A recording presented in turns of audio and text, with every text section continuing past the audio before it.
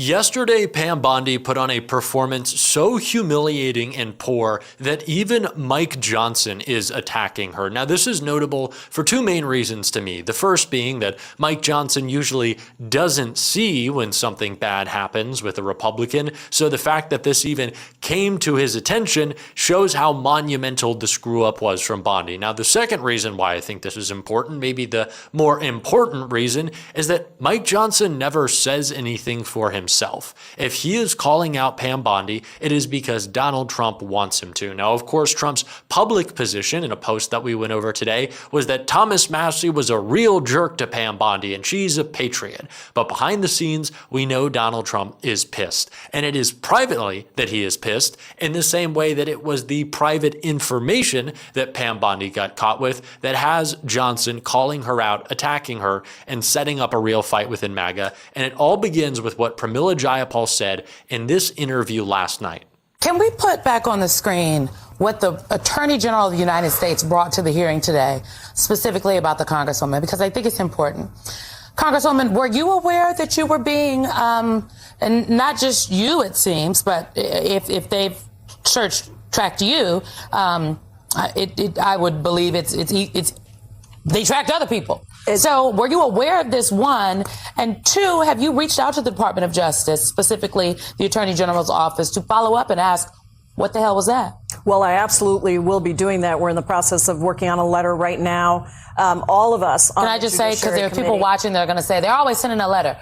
A letter is how you register. That's how we register our dissent. But also, you might have seen that Mike Johnson even said he thought it would be completely inappropriate if it was true that the Department of Justice, I don't know what words he used, I'm going to use my words, was spying on us, because that's what this was. I mean, we have a separation of powers, which means that we need to be able to do our legislative duty, and for us to go in to review the Epstein documents and then to know that they have kept the search history of exactly what we searched for. And why was it that she brought that in her binder, which we call her burn book, right? Was she going to use that against me? Did they get that document for every single person?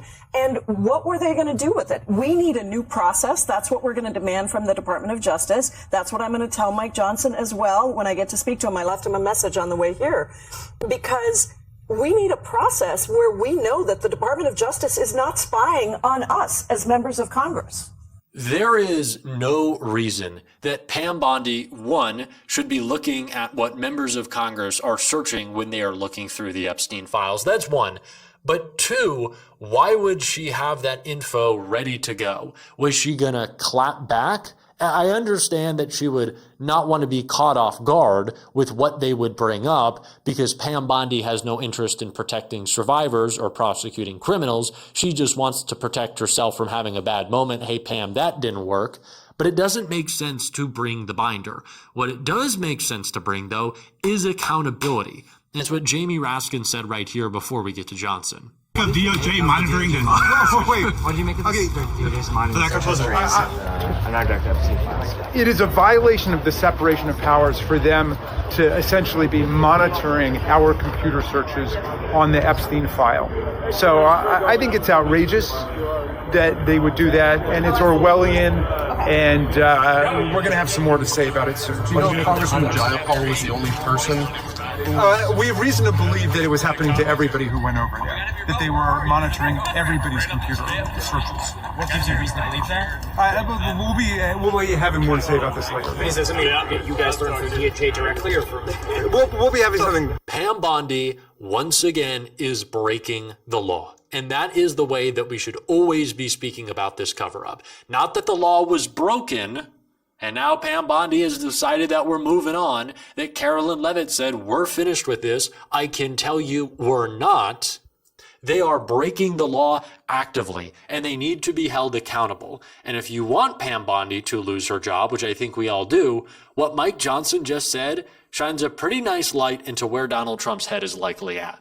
Johnson finally rebukes Trump over Bondi's snooping scandal. House Speaker Mike Johnson offered up an extremely rare rebuke of the Trump administration over its tracking of lawmakers' searches of the Jeffrey Epstein files. The revelation that the Justice Department was monitoring which unredacted files lawmakers were looking up was inadvertently made by Attorney General Pam Bondi. During her combative appearance before House members on Tuesday, a list of one lawmaker's search history was spotted in Bondi's binder of prepared information. The printout showed which documents Democratic Rep. Pramila Jayapal had pulled up during her visit to see the Justice Department's unredacted files under the title Jayapal Pramila Search History. The revelation sparked furious backlash among Democrats, but even Johnson, who is almost always a fierce defender of the administration, admonished it. I think members should obviously have the right to peruse those at their own speed and with their own discretion. I don't think it's appropriate for anyone to be tracking that, Johnson, 54, said Thursday. He told CNN's Manu Raju that he would echo that to anybody involved with the DOJ. Johnson's rebuke came one day after he declined to comment on the spying allegations, claiming he didn't know anything about it. So this is both a rebuke of Bondi and Trump. I think a little bit more so Bondi, but certainly the administration as a whole. And it kind of has me thinking, is Mike Johnson maybe worried about his members looking at Donald Trump's name and Trump getting mad at him for that? Stay with me here. Are there some Republicans who, of course, are publicly defending the pedo president, publicly doing their pedo protection, who are thinking, how on board with this do I really want to be? And maybe they're looking through these documents. Now, a lot of them said, I haven't had the chance to look. They're not going to. They don't want to know. Much like that, what will soon be, if not already is, infamous photo of Pam Bondi, not even acknowledging the survivors. They don't even want to look at any of this because they know they can't stomach it. But maybe there are a few of them, some wibbly wobblies, who look and go, I don't know if I can do this. Not back Trump, they'll always do that, but back the Epstein cover-up fully. And so maybe Mike Johnson is a little worried about his members getting caught up in something in which Donald Trump is then attacking them. I'm sure there are some Republicans who came to Johnson and said, hey man, if I'm going to go look at those files, no one can know what I'm looking at. Maybe they have their own personal reasons. Maybe it's donors. Maybe it's friends. Maybe it's media connections. I don't know. But that message was clearly relayed to Johnson because as that article ended, one day it was, haven't seen it, classic Mike. Another day it was, no, this is terrible, a rebuke of Trump, a rebuke of Pam Bondi. So I don't know if that's coming from Trump. It could be. It could also be Mike Johnson just pissed at the administration. And we should be. And Jamie Raskin certainly was. And he continued to go off on Pam Bondi with some updates you're going to want to hear. I think she was playing to an audience of one. And she was oblivious to or completely indifferent to how the country was experiencing her utterly rude and obnoxious behavior towards Congress and her contemptuous attitude towards the victims, and not just victims of human trafficking who were seated behind her, but also the families of Renee Good, of Alex Preddy, and all the other victims of the federal government violence that have been taking place. I mean, she had not a word of sympathy or interest in any of their cases, and she refused to even defend the fact that, for example, they unleashed an investigation against Renee Good's grieving widow, and she, didn't even bother to defend that. So we're talking about a Department of Justice that is essentially operating like an instrument of revenge for Donald Trump against his enemies, whether it's members of Congress, like a bunch of our colleagues. A grand jury just refused to indict them, but we know that, he's gone after James Comey, after Letitia James, after the head of the Federal Reserve Board, after Lisa Cook. And, I said yesterday that he orders prosecutions and indictments like pizzas, and Pam Bondi delivers. She just is playing to that audience of one person. She's not interested in listening to the victims of real crimes out in the country. And then what was very galling to people was how she kept trying to take credit for dramatic drops in crime we've seen around the country going back into the Biden administration, and because of state and local governments and law enforcement that she's basically been at war with, as in Minneapolis. But she wanted to take credit for all of the progress the country's been making over the last several years. Congressman, to follow up on, as you say, the retribution campaign being carried out by this Department of Justice on behest of President Trump. In particular, zeroing in on those 6 lawmakers who simply recorded a video urging military members to follow only lawful orders, reminding them that's their duty. As you say, a grand jury declined to indict them. But talk to us about where this could go next. I mean, we had reporting earlier today that they're still looking at other means to perhaps try to charge those 6 members. And what about other members of Congress? You yourself, obviously the president's not a fan of yours. Is this a fear that you have, that you could be next?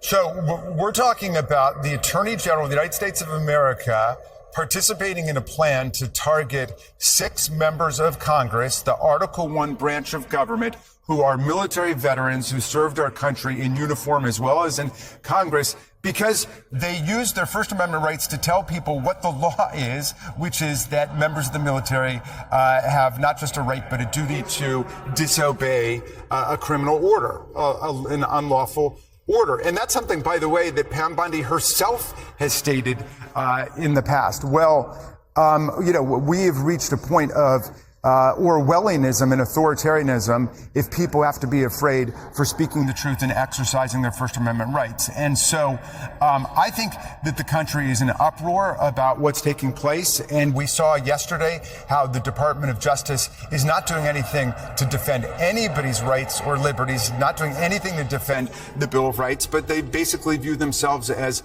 a law firm for one guy and to go after his enemies. Now, the amazing thing is how many grand juries across America are vindicating the vision that the framers of the Constitution had. I think any rational person who heard Pam Bondi or heard Democrats respond to her will be radicalized. With enough of those clips, with enough of this information, we'll see what this administration is doing is disgusting. And that is why we started Shift Media. Because as Megyn R. Kelly is telling people, oh, Jeffrey Epstein, he just likes 16-year-olds, and that's fine, the disgusting freak she is. We need left-wing media. We need progressive media. We need clips of Democrats calling out this administration, flooding the algorithms. Megyn Kelly, Tucker Carlson, Ben Shapiro, they got billionaire backers who are paying for their clips to be everywhere. We need to combat that. It is why we are building Shift. You can click down below to subscribe. You can click right here, or you can click to watch a clip I know you're going to want to check out. But we can only shift our politics if we also shift our algorithms. That is what we are doing. Subscribe to Shift. Make sure to support. It is an important undertaking. I am very proud that we are leading up. So go subscribe, go support, keep on fighting. Don't let them silence you. And until next time, I'll see you soon.